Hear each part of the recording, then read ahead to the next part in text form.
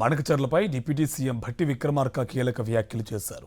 BRS TDP కలిసి కుట్రలు చేస్తున్నాయని ఆరోపించారు.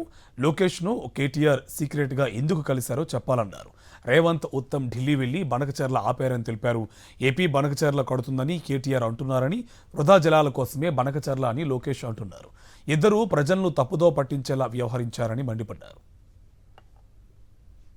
చేసినటువంటి దొంగలే ఈరోజు బయటకు వచ్చి బనకచర్ల కడతా ఉంటే కాంగ్రెస్ వాళ్ళు ఏం చేస్తున్నారు? ముఖ్యమంత్రి రేవంత్ రెడ్డి ఢిల్లీ పోయి, ఉత్తమ్ కుమార్ రెడ్డి గారు ఢిల్లీ పోయి ఆడేదో చంద్రబాబు నాయుడుతోనే ఏదో లోపాయకారి ఒప్పందం చేసుకుని వచ్చారు.